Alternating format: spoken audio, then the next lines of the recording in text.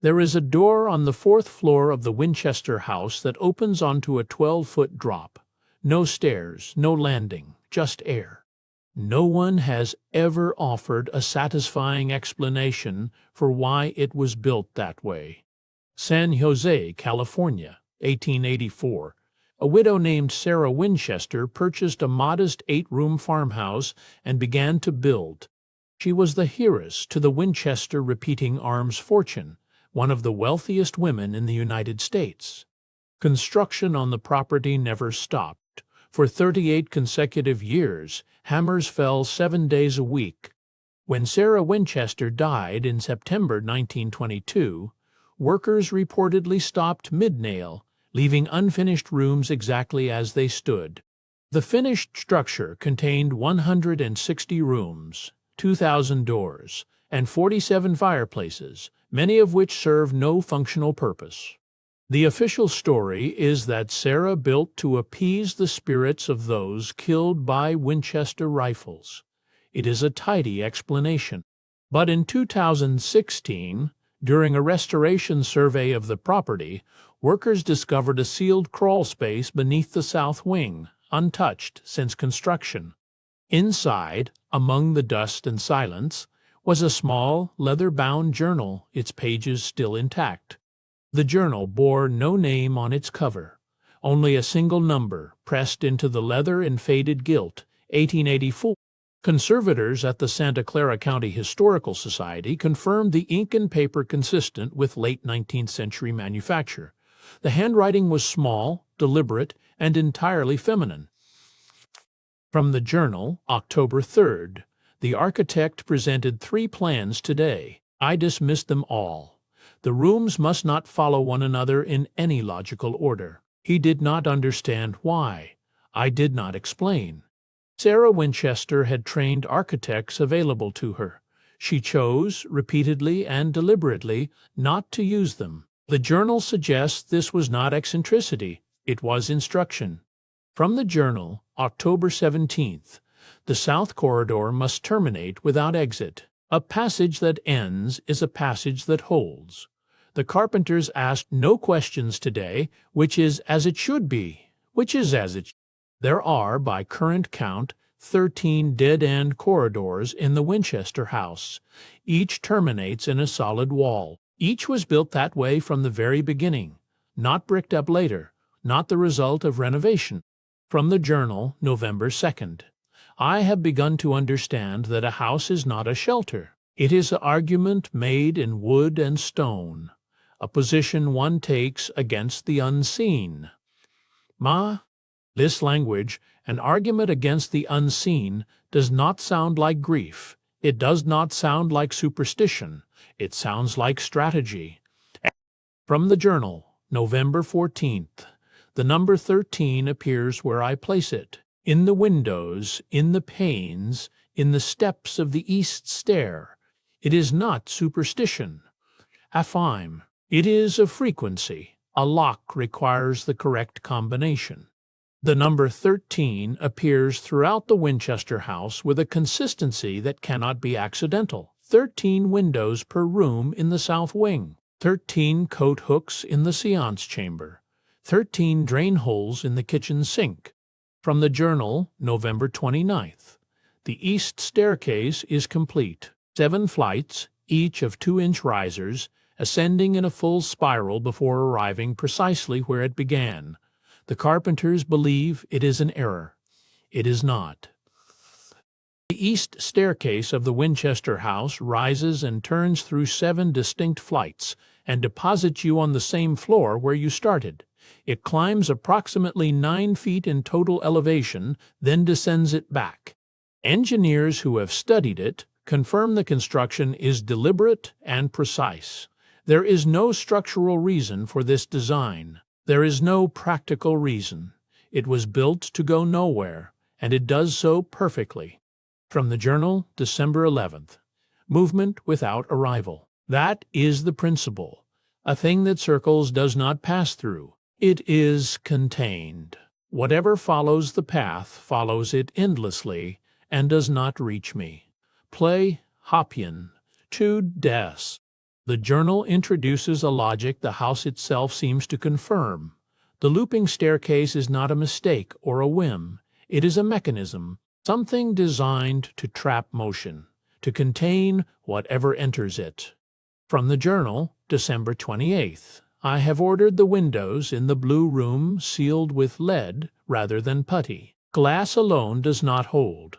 The lead must form an unbroken line around every pane, not one gap. Oliver Creas. The Blue Room, identified in property records as the South Conservatory, was found during the 2016 survey with its windows still sealed in lead. The technique is consistent with Victorian stained glass work, but these windows contain no color. They are clear glass, sealed as if to keep something out. From the Journal, January 9th, 1885. There are those who will call this madness. Let them. Madness does not require a blueprint. What I am building requires precision above all else. Every measurement is a decision. Every decision is a defense. A prise, tu pien. The word defense appears 11 times in the recovered journal pages. Not memorial, not tribute, not sanctuary. Defense, a word that implies a known threat, a studied enemy, a deliberate countermeasure. From the Journal, January 23rd. The seance room must have no parallel walls, 4 sides, none of them meeting at 90 degrees. A right angle is a door. I will leave no doors I have not chosen. Surveyors who measured the seance room confirmed it in 2017. Not one interior angle reaches 90 degrees. The room has 4 walls and 0 right angles, a geometric impossibility achieved through extraordinary deliberate craft. From the Journal, February 4th. I have dismissed the head carpenter. He kept straightening what I had ordered crooked. Precision in the wrong direction is still error. I require someone who will build what I draw without asking what it means. Part 2. Employment records from the Winchester estate, held in the San Jose Public Library, show an unusually high turnover of head carpenters, 7 in the first 3 years alone. The official reason listed each time, incompatibility of method. From the Journal, February 19th. The door on the 4th floor is finished. It opens outward, as I specified, onto nothing. The carpenters nailed it shut from the inside before I could stop them. I had the nails removed the following morning. The door on the 4th floor, the one that opens onto a 12-foot drop. The Journal suggests it was not an oversight left uncorrected. It was an oversight deliberately uncorrected. The drop was the point.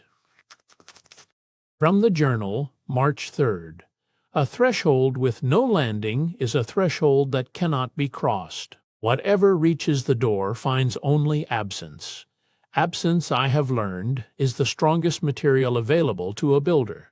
This is a recurring logic in the Journal, the deliberate use of architectural incompletion as a form of barrier, not walls, not locks, but the structural absence of what should be there, the gap itself as the defense. From the Journal, March 21st. I have begun to map what I cannot see, not the rooms, but the spaces between them, the walls that are too thick, the floors with hollow beneath. The house has a second geometry. I am learning to read it. During the 2016 restoration survey, ground-penetrating radar revealed a network of hollow cavities within the south and west walls, spaces too large to be structural, too regular to be accidental. They had not appeared on any known blueprint. From the Journal, April 6th. The hollow spaces must remain hollow. They are not rooms. They are pauses, the silence between words that gives the sentence its meaning. Fill them, and the argument collapses. From the Journal, April 19th. I have begun to notice that certain rooms grow colder at specific hours, not from drafts, but from something more deliberate. The cold moves with intention. It follows the corridors I have not yet sealed. Temperature anomalies in the Winchester House have been documented by multiple independent investigators since the 1970s. Certain corridors register measurably colder than adjacent rooms, with no identifiable source of airflow. From the Journal, May 2nd, the cold follows the unsealed corridors. This confirms what I suspected. The architecture is not passive. It responds. A finished room holds. An unfinished one invites. This idea that an unfinished space functions differently than a completed one appears 7 times across the recovered journal pages. It is not metaphor. Sarah Winchester wrote about it as engineering. From the Journal, May 17th. I have ordered a second staircase begun in the north wing, this one descending. 7 flights down, the same 2-inch risers, arriving at a door set 18 inches below the cellar floor. The door will open inward. A descending staircase terminating below the cellar floor is documented in the Winchester House Property Survey of 1923, filed 6 months after Sarah's death. The surveyor noted the door at its base was sealed from the outside. No key was ever found. From the Journal, June 1st. The symmetry between the ascending and descending stairs is not ornamental. One circulates, one contains. Together they form a closed system. What enters the upper cannot reach the lower. The geometry forbids it. The pairing of these 2 staircases, one looping endlessly upward, one descending below the foundation, has no precedent in Victorian residential architecture. No builder of the era is recorded to have combined these forms in a single structure. From the Journal, June 14th. I have received a letter from a man in Boston who claims to understand what I am building. He used the correct word, the word I have told no one. I did not reply. Anyone who already knows does not need my confirmation. The Journal does not record what word the Boston letter used. It does not name the sender. The entry ends there, a single deliberate silence in a document, otherwise meticulous in its detail. No record of the Boston letter survives in any archive. No envelope, no return address, no name. Only the Journal's single line, and the silence that follows it. From the Journal, June 29th. I have begun to wonder whether the house is teaching me, rather than the reverse. I draw a room. I return the next morning and find I have drawn something I do not yet understand. This is not the language of an architect revising plans. It is the language of someone receiving them. The Journal, from this point forward, begins to read less like a record and more like a transcript. From the Journal, July 14th. The North Corridor required 3 attempts before the proportions were correct. Not correct to my eye, correct in the way a tuning fork is correct. I felt it settle. The North Corridor of the Winchester House measures 11 feet in width and narrows, almost imperceptibly to 9 feet by its sealed terminus. The taper is consistent along its entire length, less than 1 inch per foot. From the Journal, July 31st. A narrowing passage slows what moves through it. This is not intuition. I have tested it. Cold that follows the corridors does not reach the sealed end of the north wing. It stops where the walls converge. What Sarah Winchester describes here is an experiment, a controlled test of a hypothesis. She narrowed the corridor, observed the result, and recorded her conclusion. This is not the behavior of a grieving widow. It is the behavior of a researcher. From the Journal, August 18th. I have mapped the cold entirely now. It originates beneath the east foundation and moves upward through the unfinished spaces. It does not pass through lead. It does not pass through converging walls. It passes through right angles freely. The east foundation of the Winchester House sits over what geological surveys from 1986 identified as a natural fissure in the bedrock, a crack running northeast to southwest, approximately 40 feet below grade. It was noted and dismissed. Sarah Winchester had begun building above it in 1884. From the Journal, September 3rd. The fissure is not a flaw. It is the reason the house must be here and not elsewhere. I did not choose this land. The land presented itself. I understand now that I was always going to build on this exact ground. The geological fissure beneath the east foundation runs for an estimated quarter-mile beneath the Santa Clara Valley floor. Sarah Winchester had purchased this specific parcel of land before construction drawings existed. From the Journal, September 19th. The fissure breathes. Not metaphorically, the air above the east foundation moves in a rhythm I have begun to measure. 12 seconds in, 12 seconds still. I have adjusted the foundation vents accordingly. Foundation vents in the east wing of the Winchester House were found during the 2016 survey to be positioned at irregular intervals, not aligned with any structural or ventilation standard of the period. Their spacing follows no pattern yet identified. From the Journal, October 4th.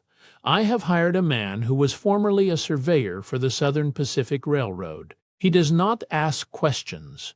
He measures what I indicate and records what he finds. Yesterday he measured the same corridor twice and obtained 2 different lengths. The surveyor's name does not appear in any Winchester estate employment record. The Journal references him 11 times over the following 4 months, then stops without explanation, without a final entry noting his departure. From the Journal, October 20th. The corridor measured 41 feet on Tuesday, 38 feet on Thursday. The walls have not moved. I have checked. The surveyor has checked. We do not discuss it. We simply record. Variable measurements in confined spaces can be explained by instrument error, thermal expansion, or observer mistake. All 3 explanations require the discrepancy to be small. The Journal records a difference of 3 feet. From the Journal, November 8th. I have sealed the corridor at both ends. Whatever the measurement is now, it will remain constant. A space that cannot be entered, cannot be altered. This is the principle I keep returning to. The sealed corridor referenced in the November 8th entry matches a passage in the west wing that was bricked over at both ends, discovered only during the 2016 restoration. The interior walls were found to be intact. The space had never been opened. From the Journal, November 25th. The house now has 112 rooms. I know this because I have counted. The architects who drew the original plans counted 109. I have not built 3 rooms they did not draw, and yet here they are. 3 rooms that appear on no blueprint, recorded in no construction log, built by no carpenter whose name survives. The house had grown beyond its own documentation. From the Journal, December 9th. I have entered the 3 rooms. They are finished, plastered, floored, trimmed. The woodwork matches the surrounding corridors precisely. No one I employ has any memory of building them. Opt to one or build to what? The 3 undocumented rooms share one feature not found elsewhere in the house. Their walls meet at perfect right angles. Every corner exactly 90 degrees, the one geometry Sarah Winchester had systematically eliminated everywhere else. From the Journal, December 21st. The right-angled rooms are not mine. I did not design them. I believe they were here before I began, waiting inside the structure for the surrounding house to reach them. This entry is dated December 21st, the winter solstice. It is the only entry in the recovered journal pages that carries a date of astronomical significance. Whether this is coincidence is a question the journal does not address. From the Journal, January 3rd. I have left the 3 rooms empty. Furniture would be a claim of ownership I am not prepared to make. Some spaces are not owned. They are only acknowledged. In 2016, restoration crews working in the West Wing reported that one room, unfurnished, unlit, with no ventilation, maintained a stable temperature of 62 degrees Fahrenheit regardless of exterior conditions. No explanation was recorded in the survey notes. From the journal, January 17th. I have begun to sleep in the house rather than the guest quarters. Odds to make ascend. The nights are informative. The house is not quiet after midnight. It settles, but not randomly. It settles in sequence, room by room, moving east to west. From the journal, February 2nd. The sequence takes 40 minutes from first sound to last. I have timed it across 11 nights. It does not vary. East to west, room by room, ending always at the sealed corridor in the north wing. The sealed corridor in the north wing, the one bricked over at both ends, discovered intact in 2016, sits at the westernmost point of the original structure. Whatever Sarah Winchester was timing ended there, at the wall that could not be entered. From the journal, February 18th. I have begun to wonder what happens inside the sealed corridor during those 40 minutes. The sequence ends there. Perhaps it does not end. Perhaps it simply moves beyond what I can hear.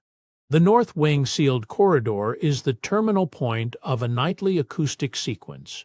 Sarah Winchester documented across 11 consecutive nights. No variation, no interruption. A pattern that precise is not coincidence. From the journal, March 6th.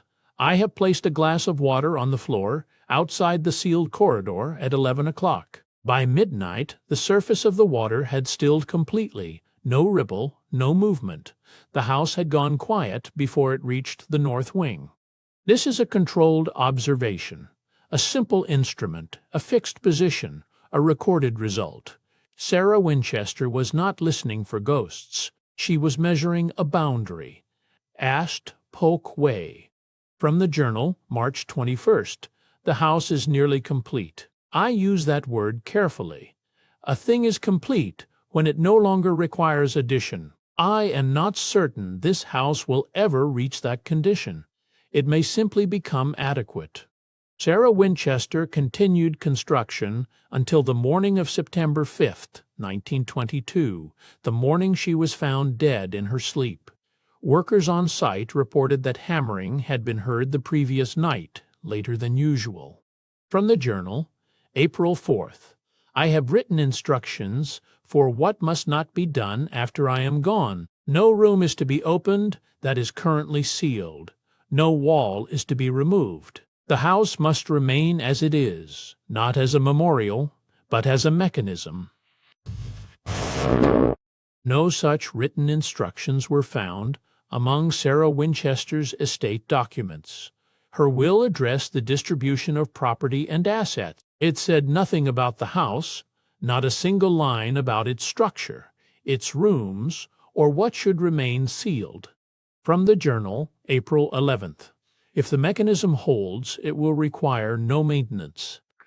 The geometry is self-sustaining. I have built a house that does not need me anymore. I find this more comforting than I expected. The Winchester Mystery House receives hundreds of thousands of visitors each year. Tours follow approved routes through approved rooms. The sealed corridors, the bricked-over passages, the 3 undocumented rooms, those remain exactly as she left them. The estate was settled within 18 months of Sarah Winchester's death. Attorneys, appraisers, and heirs moved through the house in an orderly procession, cataloging, measuring, assigning value. None of the appraisers noted the 3 undocumented rooms. No line in the estate inventory corresponds to their location. They were assessed, it appears, as part of the surrounding structure, or they were not assessed at all. From the journal, April 19th. The number 13 appears in this house not by superstition, but by calculation. 13 panes in certain windows. 13 steps on certain stairs. 13 is the first number that cannot be divided without remainder into the harmonic series I have been following. Avast, the number 13 appears throughout the Winchester house in ways that have been documented and widely noted. What has not been noted is the consistency. 13 appears only in load-bearing structures, never in decorative ones. From the Journal, May 3rd. I am not building a monument. I have never been building a monument. A monument is for looking at. This is for something else entirely, something that does not require an audience. Every major architectural tradition that has produced structures of unknown purpose shares one characteristic: the builders left no explanation. The Nazca lines, the Antikythera mechanism, the Winchester House. The work was its own justification. From the Journal, May 17th. I have walked every room today in order, all 112. It took 4 hours and 11 minutes. The house, walked in sequence, feels different than it does when entered at random. It feels like a sentence being read aloud. A part of as attentions was problem. A sentence implies a reader. It implies a meaning that exists only when the whole is traversed in sequence. Sarah Winchester had built something that required completion, that only revealed itself when moved through entirely, from east to west. From the Journal, June 1st. I do not know what the house says. I know only that it says something, and that it has been saying it since the first stone was laid. I have spent 38 years learning to listen. I am not certain I have heard it yet. All one cert, I have heard. The Journal ends there, not with a final entry, not with a date, simply with a page that stops mid-gathering, as though the next entry was never begun, or was begun somewhere the pages cannot follow. The Winchester Mystery House still stands on Winchester Boulevard in San Jose, California. It is open for tours 6 days a week. The sealed corridors remain sealed. The 3 undocumented rooms remain unfurnished. The bricked-over passage in the north wing has not been opened since the 2016 survey. The Journal itself, if it exists, has not been presented for independent authentication. The pages reproduced here were received without provenance, without a chain of custody, without a name attached to the submission. What remains is the house itself, 112 rooms, built across 38 years, by a woman who left no explanation and asked for none. A staircase that ends at a ceiling, a door that opens onto a wall, a corridor that 2 men measured twice and could not agree upon. These are the facts. The house does not clarify them. Somewhere inside the structure, if the Journal is to be believed, something is still moving east to west, room by room, ending always at the wall that cannot be entered. 40 minutes every night, without variation.